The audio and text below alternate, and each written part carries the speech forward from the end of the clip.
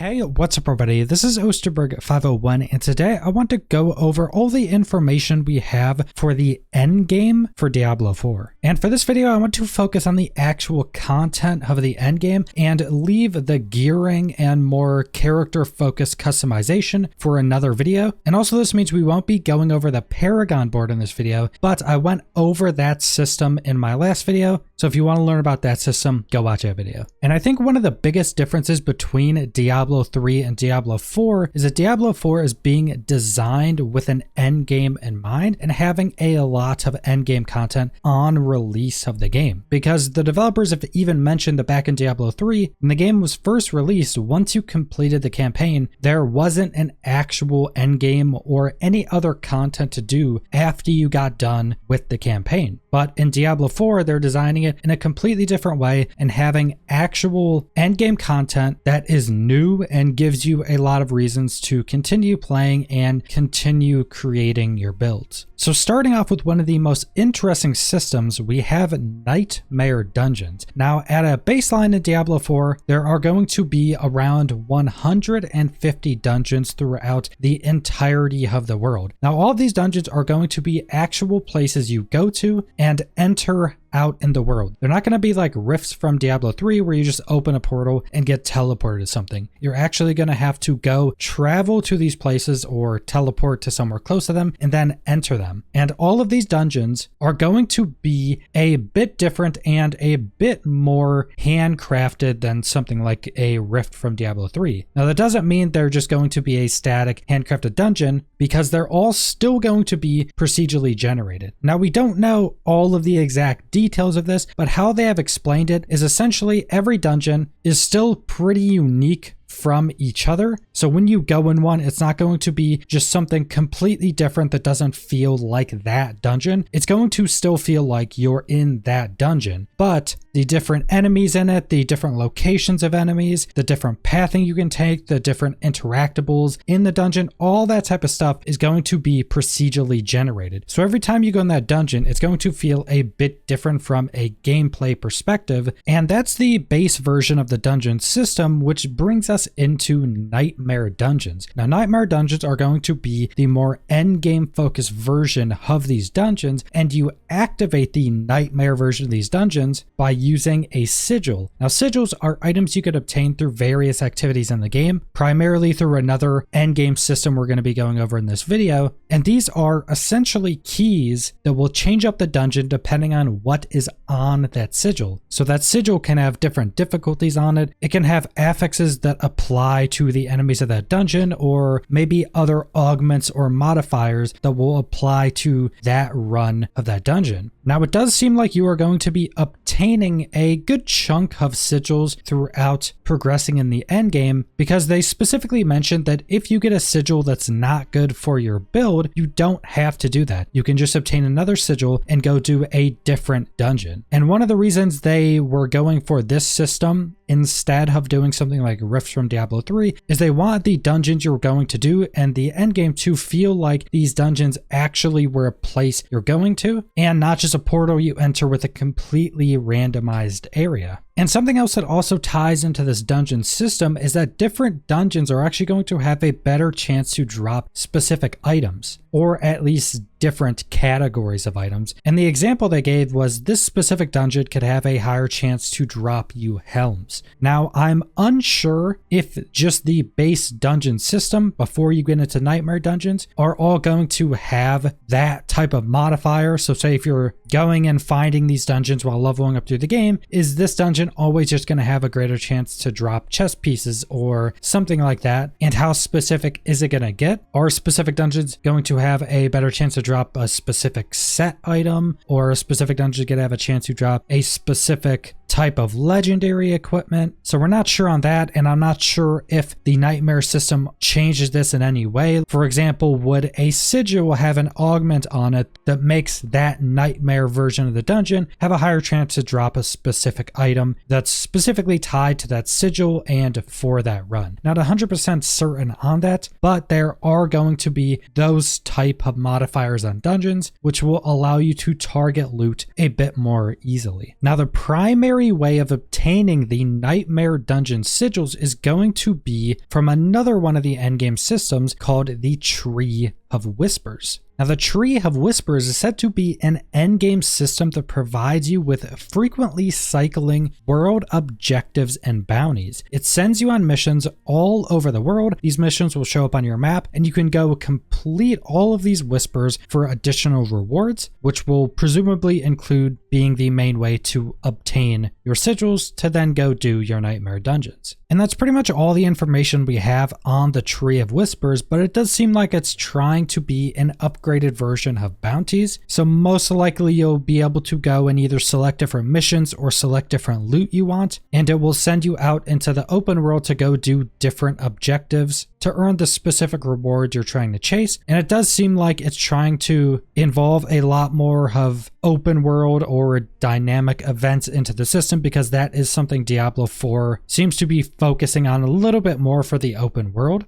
But we will have to wait and see exactly how the system ends up working. So that brings us to PvP, which will surely be a big part of the endgame for many players. Now, PvP in Diablo 4 consists of these sections of the open world that are called Fields of Hatred or Plains of Hatred. And these are just sections of the open world that have PvP enabled and will start to give you a new currency when killing other players, killing PvE creatures, opening chests, doing events, and doing pretty much any content in these areas. Now, this Shards of Hatred currency is first obtained as a raw material that is not yet a spendable currency. And also, when you die, you lose these Shards of Hatred. Now, I don't actually know if you lose 100% of your shards or if you just lose a section when you die to other players. And I'm not sure if dying to, say, PvE creatures will also drop these, and if players can just pick up the shards that you dropped from, say, dying to a PvE creature. So some of the specifics aren't known yet, but say you obtain a bunch of these Shards of Hatred in their raw form. You're going to have to go to what's essentially a shrine in these areas, and you cleanse these shards. Now, when you're cleansing these shards, other players will have ways of knowing you're doing this. I'm not sure if that's going to be a notification on the map, or maybe a beam pops up in the sky, or maybe there's a sound throughout that area that you can hear. Not sure, but other players will know when you're cleansing your shards. That means they could come and try to fight you and take your shards before they're cleansed. But once you cleanse your Shards of Hatred, they become a spendable currency that you now can't lose anymore. So it's kind of like your gold at that point. And these Shards of Hatred are spent at specific vendors to buy a ton of different items. So cosmetics, different gems, mounts, all that type of stuff, and even gear, but they specifically mentioned that not gear that's any better than gear you can get anywhere else. And then also some additional items that are more focused on PvP for those PvP players. And also something that ties into the PvP system is that if you're somebody that's really good, you're killing a lot of other players, you're pretty much just wrecking everybody in the zone, you will then become essentially a marked champion or a bounty that all the other players can see on the map, which will make you worth a lot more Shards of Hatred to those players, which will make them want to hunt you down. But if you don't leave the area and you survive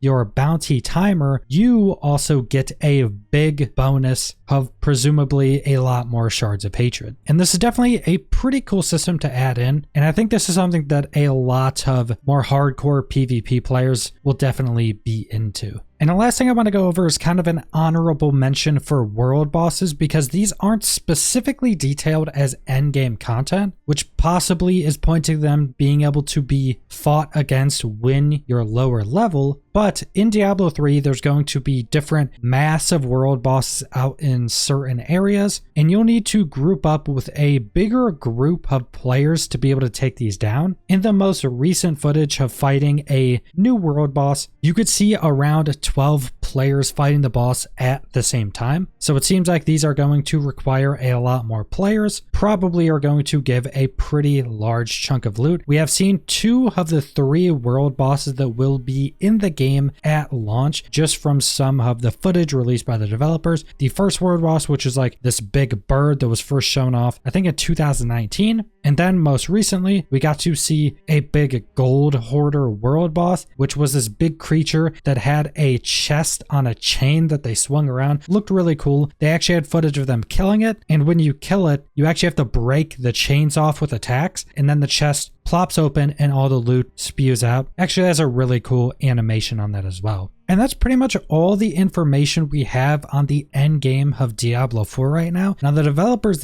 did specifically mention that there are other end game systems that they are working on, but they're not ready to show off just yet. And this is a live service type of game, so it will constantly be updated, and presumably they would continue adding a lot more endgame systems and content. And like I mentioned, I wanted to just go over the different endgame content and not go over the different more character customization portion of the endgame, because it's still a Diablo game. You're still going to have all of your gear to go chase, all of your builds to create. You have your Paragon boards like we went over in my last video. That's also a endgame specific character customization. In Diablo 4, you also have mounts to go collect, all your different cosmetics to try to collect. You can dye all the armor in the game, so there's still other stuff to do that you would expect from Diablo or other ARPG games, but Diablo 4 will have a good chunk of endgame specific content on launch. So subscribe if you want to see more Diablo 4 or other videos. Leave a like if you liked the video. Leave a comment down below what you guys think about the endgame content we know about for Diablo 4, and thanks for watching.